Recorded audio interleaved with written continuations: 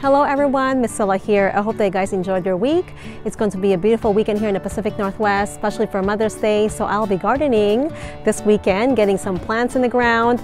I don't really have that much growing, especially warm loving plants, because it finally started to warm up here.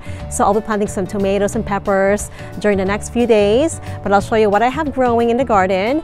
Now unfortunately, I'm not planting as many vegetables on the south part. This is the southwest part because of all the trees that's growing, and they're not our trees, so it's our neighbor's trees, so I can't really cut them down or trim them back. So I'll be utilizing more of the space right back here in the southwest part of the garden, and also towards the mini orchard. So let's take a walk. I'll show you what's growing and show you how our purple tree collards are doing, and also our scarlet kale. They are all going to seeds, and I just want to show you how tall they are. They're like giants. I think the tallest one is about at least 8 feet tall.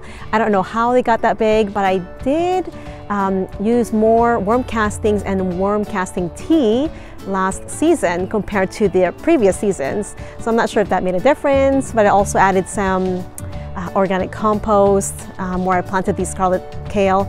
So they are looking amazing, and we're going to get lots of seeds that I can share with you guys. So let's go and take a walk, and I hope that you guys enjoy this tour.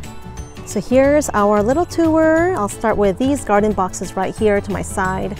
This is my garlic bed. I've got some elephant garlic and hardneck garlic growing in here, but I actually also have some vegetable scraps like carrot tops and onions that I'm growing from scraps for seeds. So this is one of the onion scraps I planted. I think there's a couple of shoots from this one here, and as you can see, it's starting to produce a flower bed which will bloom and produce some seeds for me, and got some carrot tops in there as well. So as long as you let them flower, they'll produce seeds for you. So if you have any organic vegetable scraps, plant them in your garden and get some free seeds.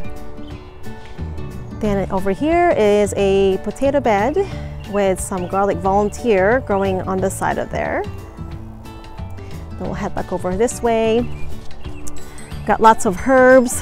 I actually cut these back about maybe almost 6 weeks ago now, and just can't believe how fast they grew, so prolific. So I cut them back about a third of the way, removed all the dead foliage and twigs, and they grew fuller, looking healthy there. That's lemon balm, oregano. This is lavender, more lemon balm, oregano, lavender again. We got some rosemary here, and this one here is sage. So once you get your herbs established, they'll produce for you. Just make sure you cut them back. Usually I cut them back early spring, or even towards the end of the season, right before winter, you can cut them back as well. Here is our strawberry patch that I started last season. So I did not get that many fruits, although they are established plants. I didn't do much with fertilizing them, but this year I used Vermistera's worm castings. So I've already added some worm castings twice already. So once about 6 weeks ago or 2 months ago, and again about 2 weeks ago. So I actually used the worm castings as a top dressing, and once we got all this rain, it washed them down into the soil, so that way it'll feed the plants with essential nutrients, beneficial microbes, fungi that will keep our plants healthy, and as well as our soil. So nothing much growing over here. Got some strawberries there as well. So I think I'll be planting some tomatoes over here. And check out our purple colored trees. So I've got them planted in these 20-gallon pots. I planted them in these pots about 2 weeks ago. Let's get a closer look. This one is very tall. So you can see, I think it's about almost 6 feet tall. This one's about 5 feet. Lots of beautiful leaves there.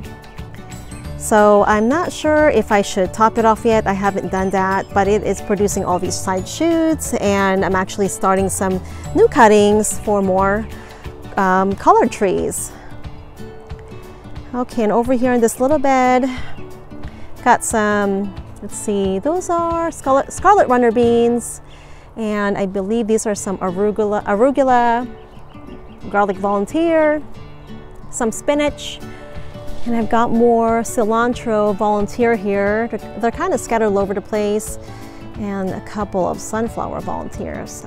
The squirrel got into our sunflowers, and I think they kind of scattered the seeds all over the place last season.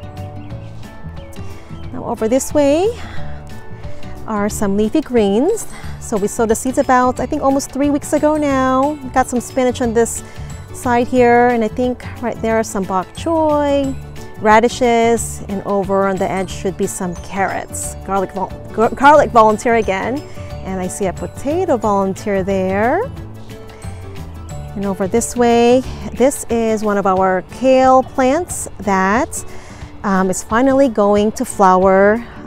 I've had this plant for about, I think, 3 years, and I've been preventing it from bolting, so I've been cutting back the flower buds, but this year I just let it be. It's actually dying back, so, but it lasted, over 3 years. Usually kale and collard greens are biennial plants, or they are biennial plants, so they usually bolt or produce flowers and seeds the second season. But this one, for some reason, it lasted and it kept producing leafy greens for us for the past 3 years. That was nice. Over in this trellis are I've got some peas sown in there. Now, unfortunately, the squirrels dug them up twice already, so I haven't had any luck of the peas sprouting. So hopefully they'll sprout soon for us here. And got some more strawberries, crawling over there. Strawberries are very prolific. They put out these runners. So if you don't want them to grow all over your garden, you'll need to cut back the runners, the baby plants that the mother plants produce. So let's head over here. Got some flowers over there. Those are some snapdragons, and over there is a potato bed. So we'll go over in this row. Got all my brassicas. These are collard greens. They are bolting. Dinosaur kale, blue scotch kale. This one here is a Russian kale. And check out our scarlet kale. See how tall they are, especially that one in the middle.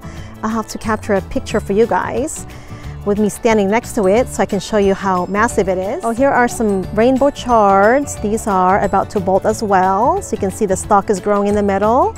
We'll be getting some seeds from that too.